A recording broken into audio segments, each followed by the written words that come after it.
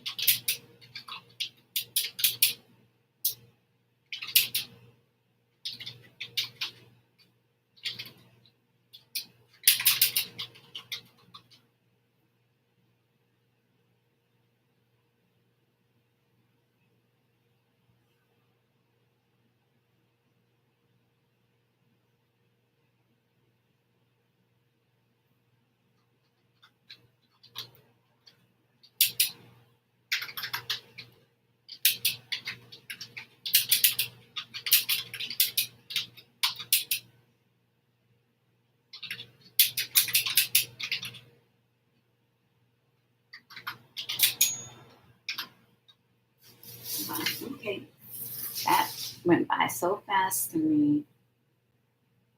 Set the 10-minute break there. So um, I'm still in the testimony of um, John Beard, who I have noted as the chairman, and I'm sure I got that from one of the books that I don't know if it was Wild Drip or something, but I'm gonna verify this because currently in the testimony that I'm reading right now, he's acting as if he was casually involved in the Taxpayers League.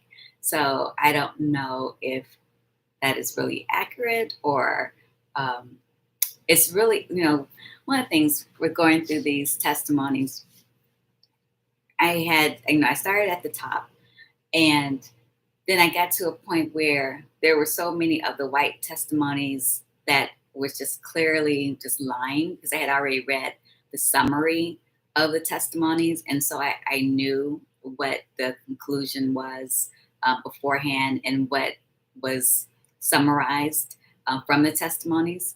And so I just kind of got annoyed at one point. I said, well, let me just skip over these people right now and get to the Black people and see what their testimonies were like. What did they have to say? So then that's when I got to Andrew Owen. And then right after it was John Beard's. And so reading his stuff, yeah. So I don't know how accurate, if that he's speaking of right now of some of the things, since I know for sure that some of the earlier testimonies, which I will go back and revisit and take detailed notes about those as well. But I'm like, okay, so is this true or is this not true?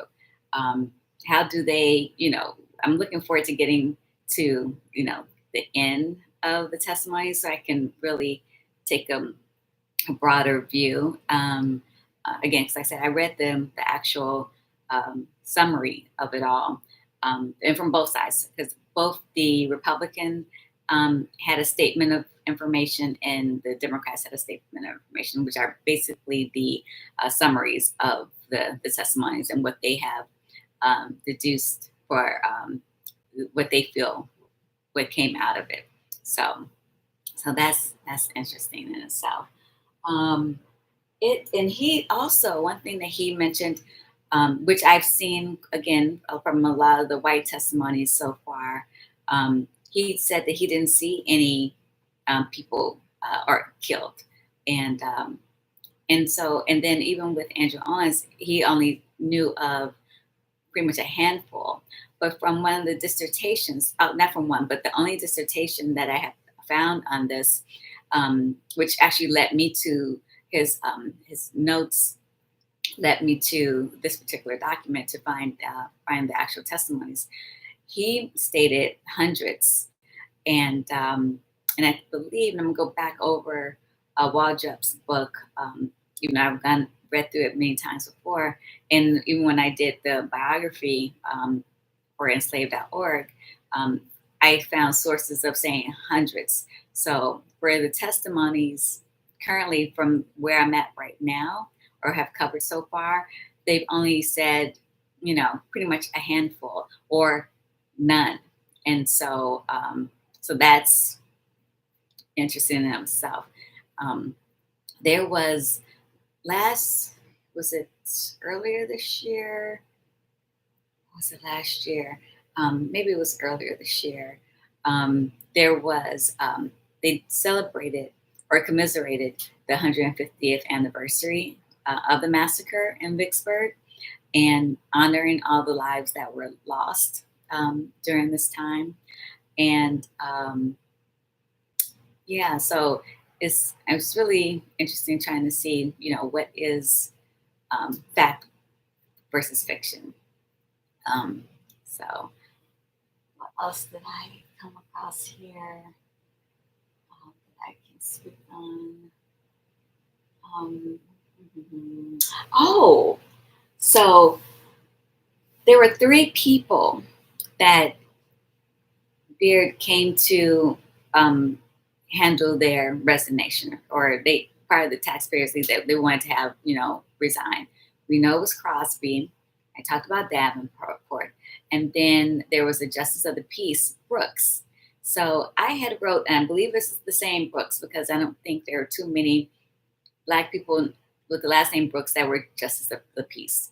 I wrote on my Substack, which the link is below, but it's denitajones.substack.com, of Brooks versus the YMCA. Before all of this happened, he had took on the YMCA because there was a law basically stating that, pretty much, Black people could go and be wherever they wanted to be, as far any public place. And so he decided to test the law, and this law had came from federal.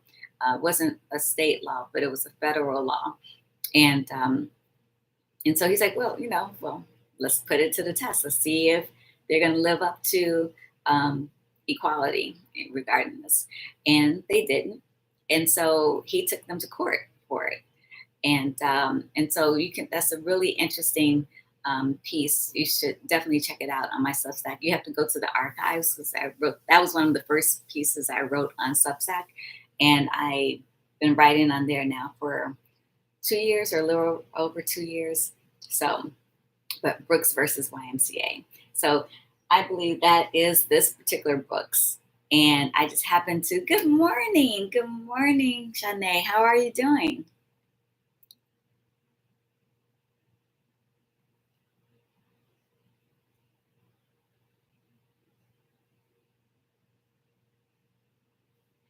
Yeah, and I'm so happy that you're here too. I was just talking about how in the testimony that I'm reading now, I'm still with John Baird, but he talked about the 3 people that the Taxpayers League wanted to resign or were trying to force to resign, which we already know, Peter Crosby. I talked about George Davenport, but I just found out about Brooks, who was the Justice of the Peace. And I wrote about, I don't know if, because you're a part of my Substack, I don't know if you remember the article I wrote about Brooks versus YMCA. I believe it's that same person. So, which I find, that's like, ooh, that's a new find. So he was one of the people that they were trying to force to resign. So, and I didn't even realize that, because back when I first started Substack, I was just looking for, I know I wanted to focus on this, time period. And I just happened to come across in the newspapers about Brooks going up against the YMCA. And so for that to be that person, I'm pretty sure it is, because like, how many Black justices of the peace, named Brooks are there or during that time? So it's got to be the same person. So that is a delicious find to know that he's also part of this, right? Yep, it's so incredible. So that's what I love about this, just finding all of these little, details to layer in the story. So I definitely will. He will be. I need to put him on my board. I have my board over here of some of the key players. I need to write his as I'm setting up who's going to be be in it and telling their stories and leading up to this pivotal moment here. So, yeah. So you're still continuing on with your research?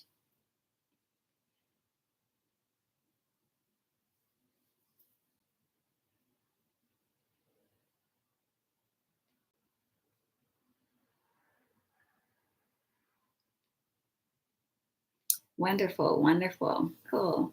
So I don't know how much longer I'm going to be in with Beard's testimony, because these testimonies take a while. The first one with Andrew Owen, it took me a good 4 days. I mean, I'm only doing an hour a day, but they're pretty lengthy. And especially with me taking notes and even digesting what is being said, and because the languaging is different from current times too. So, but yeah, just get right back into it and keep going. So, well, the timer is about to be up, and we can start. start our next sprint. Let's do it. Yes, let's do it.